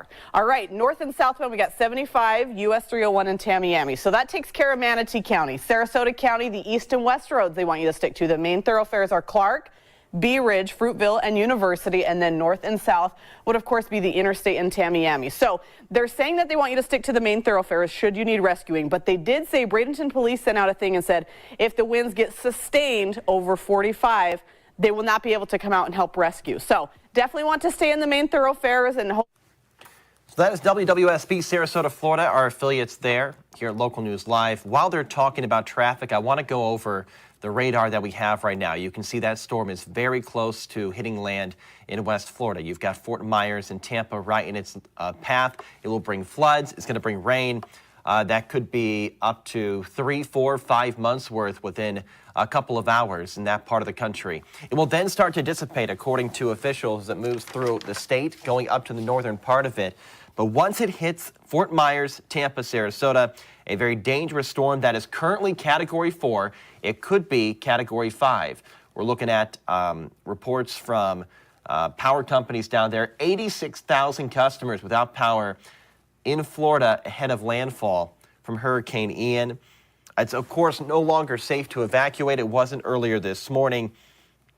And the governor is saying, please reach out to local emergency managing offices with questions about help or needing help, as opposed to police or anybody else that you might typically reach out to. You want to get in touch with the emergency management offices.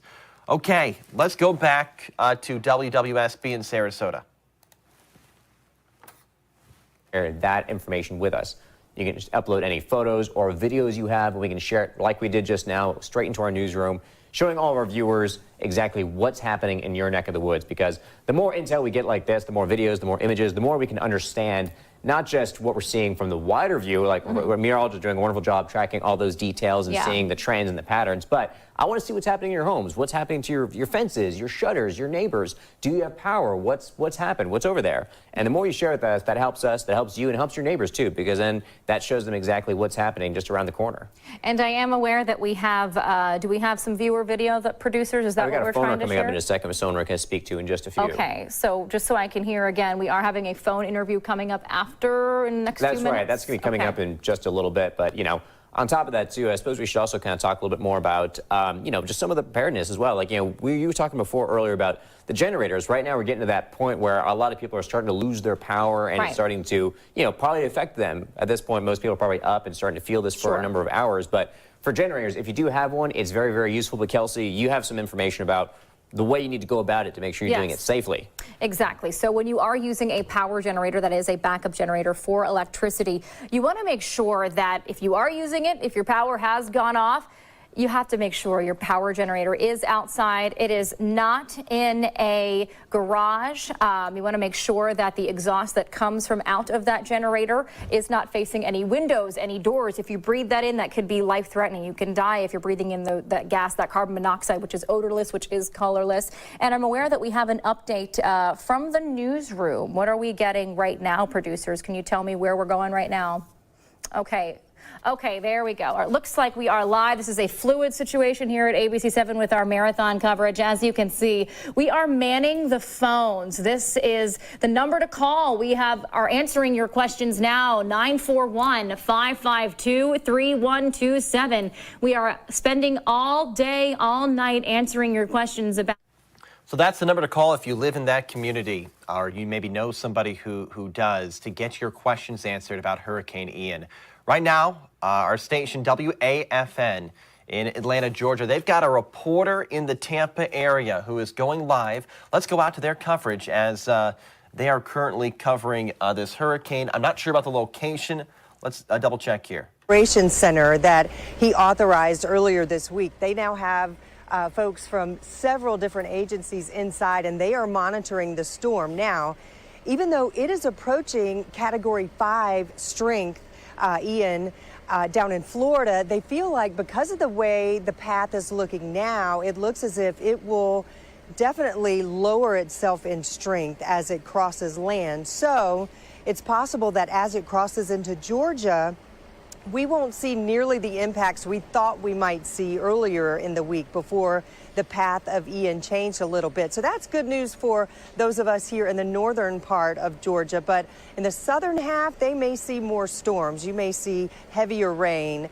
You may see gustier wind. So that could certainly cause some problems, especially in the southern half of the state. And coastal Georgia, you talked about, boy, that's where they're going to see some problems. We're talking about potential storm surges of 3 to 5 feet. And that is what we saw back when Hurricane Irma hit the Georgia coast several years ago. Of course, how much surge we get really depends on the timing of the storm and whether it's high tide at that point or not. But we're talking possibly starting tomorrow through Saturday. That's when the storm surge is happening. Now, I don't know if you remember, but in some of these hurricanes we've had here in Georgia, they've had to do what they call a contraflow on Interstate 16, and that's when they basically make all directions headed away from the coast. They're not planning to do that this time. They don't see a need for it at this moment. They're just monitoring it and trying to keep. That's our Atlanta affiliate. Let's go back to Sarasota as they're showing an outside look at Hurricane Ian.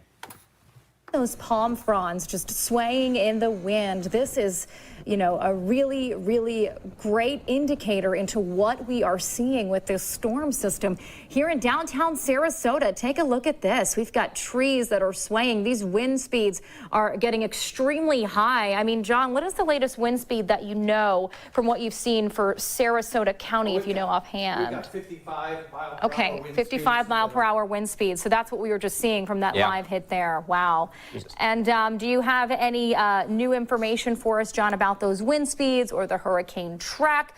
What are you seeing right now? Sure. Well, I can tell you that we're starting to see the eye of the storm get closer to land. And so consequently, we're going to watch our wind speeds start to increase. As that happens, we're going to get up to that wind speed that is really catastrophic in nature, up to 100 mile per hour wind speeds as we go through time and this system moves onshore and then climbs to the north with wind speeds that are still in hurricane force strength. Winds will start to shift down to the south to an onshore wind flow, and then eventually they'll start to come onshore to the north as well, up around the mouth of Tampa Bay, but that won't occur until the storm system is further north later in the evening. So even though areas around Charlotte Harbor will be the first ones who see some very large waves and possibly some inundations that approach 16 feet. Areas around Tampa Bay will also start to see some rain, some increase in their wave heights and in their storm surge a little bit later in the day. I think we've got a couple of tides that we're watching. Also, heavy rainfall amounts will be coming our way, and total rainfall amounts could exceed 10 to 15 inches, in some cases maybe 20-inch rainfalls. The ground is already saturated, so heavy additional rainfall creating really kind of soaking wet leaves and branches on trees, root structures soaking wet. When you get those strong winds in that kind of a situation, these trees are coming down, and we're going to get a lot of downed trees. When that happens, we're going to have issues with power outages, especially as we go through time. Maybe your power is out already, and you're watching us on your First Alert Weather app, streaming it on your phone. In that case, you know that the situation is conducive to power outages. Other places where you still have power, you may lose it a little bit later in the day as the storm system itself moves onshore. At that point, the wind speeds will get highest, and that's when we really have an excellent chance of seeing massive power outages stretching from Fort Myers all the way up through Northport into Lakewood Ranch and beyond. That'll probably be true right straight through the afternoon from 1 o'clock in the afternoon to 5 p.m. until those wind speeds start to relax a little bit. Just some information about that. As you start to lose your power, it's important to try and limit the number of times that you open your refrigerator. Try to keep it closed as much as you possibly can. That will help to preserve your food and keep that temperature in there cooler just a little bit longer.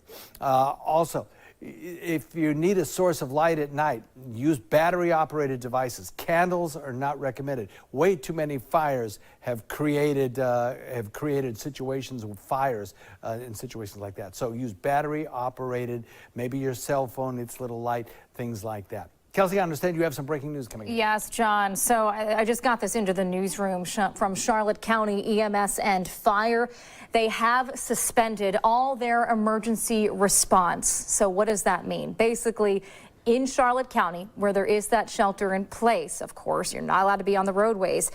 You will not have access to any fire and EMS service. And why is this happening? This is because, and this is according to Charlotte County government, we are learning that those fire and emergency services have been suspended due to hazardous weather conditions. So if you have an emergency in Charlotte County right now, you will not be able to get help because obviously for all those emergency officials, it is just far too dangerous for anyone in Charlotte County right now, any emergency official, police, fire, what have you.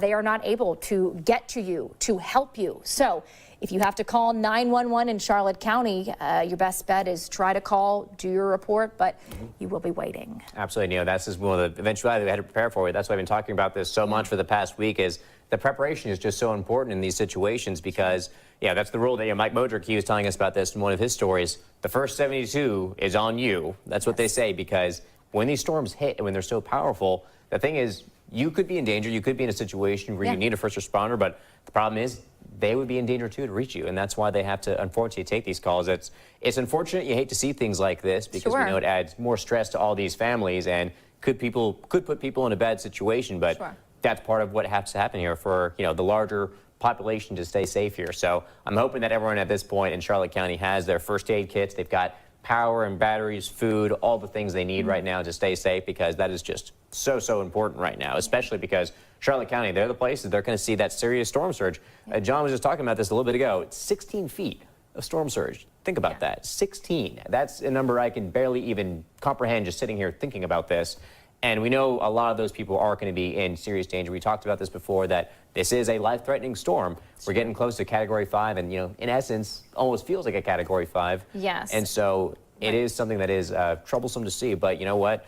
We just have to get through it, and then hopefully everyone just stay safe, make smart decisions, stay hunkered down in your home, find your safe room, keep going over these emergency plans with your families, and just know what you're going to do if there's going to be a situation. It is so important. And just to reiterate, this was for Charlotte County. Emergency services have been suspended in Charlotte County.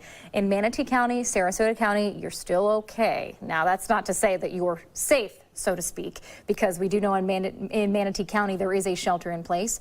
Charlotte County has the shelter in place. We are still waiting to hear if Sarasota will do the same thing. But as of right now, if you are in an emergency situation in Charlotte County, you may not be able to get the help that you need because those services have been suspended. They have not been suspended in Manatee or Sarasota counties, though. But I am aware that we also are getting an update from one of our photojournalists, Larry. He is actually stationed at home, safe at home, of course, hunkering down. We are getting some live images there. Take a look at your screen right now. These are the palm trees right near where Larry is in Sarasota. We are seeing things moving back and forth. We've got some power lines in the distance there. Those lines are not down yet, extent, but you can just see off Proctor Road, these are the palm trees that are swaying because obviously it's time now is almost 10 o'clock this morning. No sun to be seen, but it is daylight, but you can see heavy cloud cover, lots of rain, lots of wind. I think if you take a look at these trees, it just really paints a really vivid picture of the situation that we are seeing with Hurricane Ian, which is a Category 4 inching its way toward Category 5. So these visuals were taken by our photojournalist Larry. He's at home, he's safe, he's sheltering in place.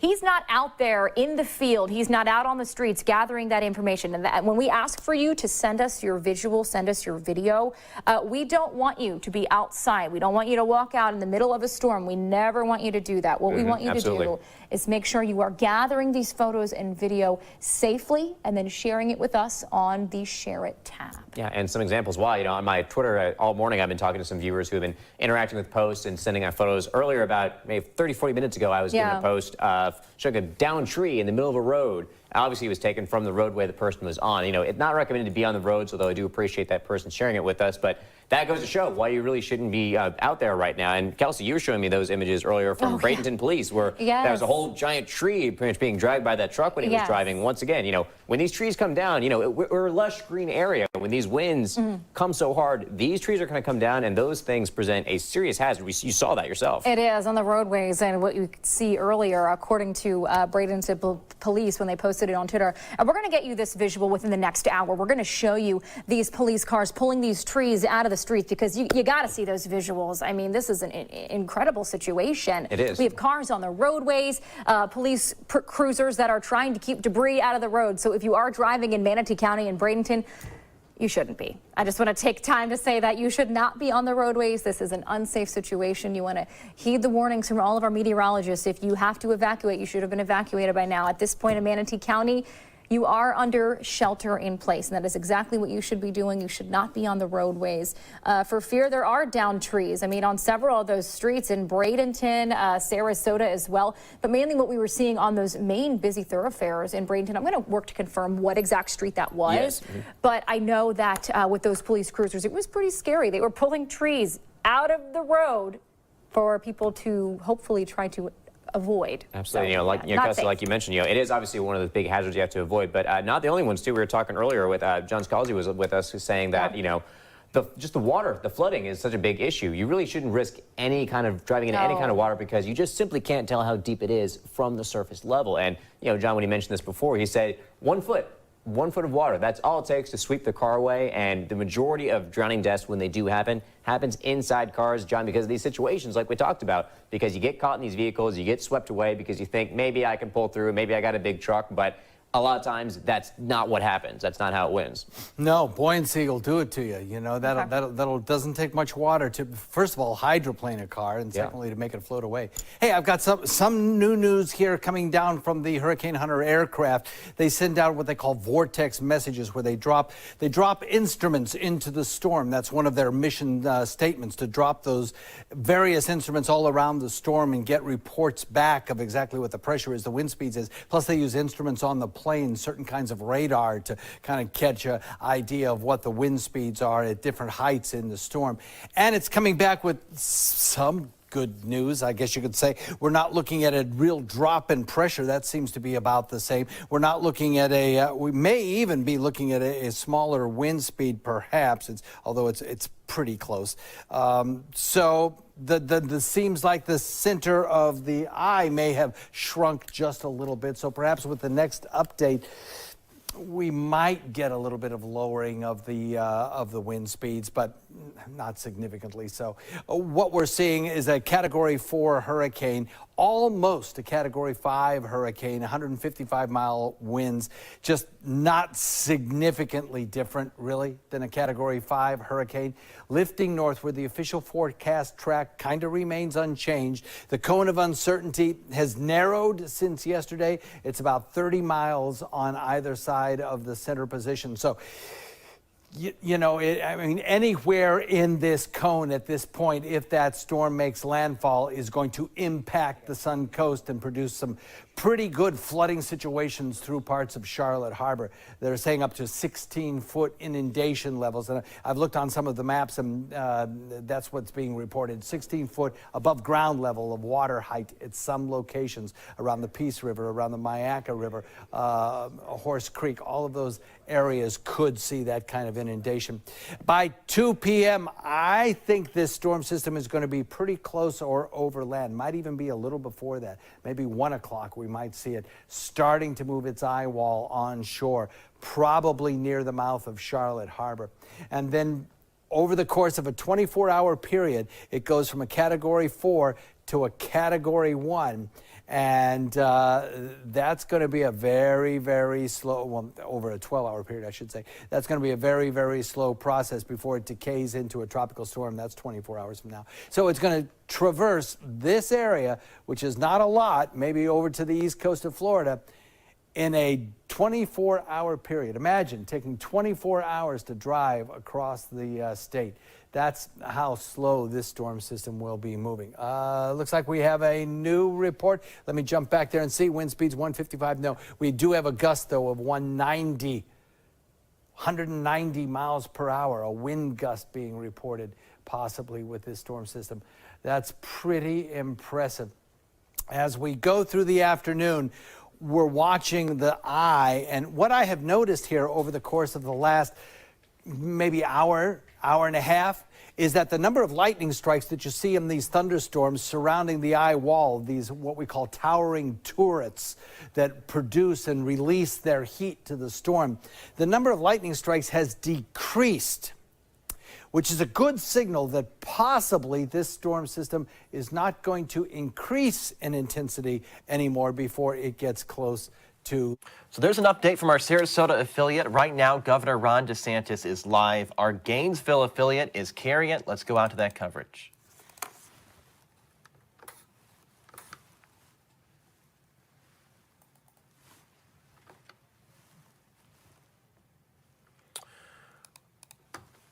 Looks like they're having some audio issues. We'll try to right that ship. In the meantime, let's go back to Sarasota. Storm surge damage, including piers, walkways, even some homes could be washed away if they're poorly anchored near the coastline.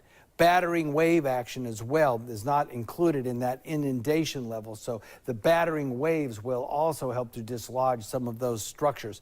And then as we go through time, the heavy rain showers across areas just to the north of the catch basins of the Peace River and the Myakka River will gain even more rainfall, perhaps as much as 20 inches of rainfall, which then all have to drain into those rivers, and that's the reason that we'll see so much inundation across areas like Peace River, Myakka River, and such as that. We'll may even see some Manatee River flooding as well, but it won't be probably as severe, maybe in the 1 to 3 foot range, in only isolated pockets of 3-foot flooding. Bayshore Gardens around that area, maybe into Cortez, might see some of that. Down to the south, that's where the heaviest of the flooding inundation is likely to occur, where you could see that up to 16-foot storm surge possible, creating inundation over height. Let's go back to the anchor desk now. I believe you have further information. Yes, that we do, John. Thanks so much. I'm going to need that. I'm going to go take my meds. Joining with me now, we're keeping. I need to bring the other Keurig and put it in the fridge. Okay, thank you guys. To say the latest with the hurricane. That's our Sarasota affiliate. Right now, FEMA is giving an update on the recovery, or I guess the process of getting people out to Tampa and Sarasota, and giving us an update on the hurricane. Let's go out to this FEMA press conference. Going to be for the days ahead. Floridians up and down the coast are already feeling the storm's painful impacts, and we have yet to experience landfall. However, I spoke with my leadership team this morning, and I can confidently say that we have the right teams and we have the right resources in place and ready to meet the changes or the needs of those that we are charged to serve. But as with any storm, the most important work starts at home. That means we need everyone to heed the warnings of their local officials before, during, and after this storm. These are life-saving messages that simply cannot be ignored. And when it comes to hurricanes, water is dangerous, period. From coastal storm surge to inland flooding, the majority of the state of Florida is in Ian's crosshairs. Therefore, I would like to just share a few key safety messages that will help keep you and your family safe. First, never drive through standing or moving water, as it takes only a few inches of water to carry away a vehicle. Second, if you are taking shelter in an area with rising water levels, quickly find higher ground. And third, never operate a generator in your home. Too many lives are lost each year due to carbon monoxide poisoning, and it's incredibly important that you only run generators outdoors. So now I'll give a brief operational update on the interagency personnel, commodities, and resources that we have deployed to support this response. As I said yesterday, search and rescue remains a top priority. Our search and rescue coordination teams remain staged in Miami to include teams from our FEMA urban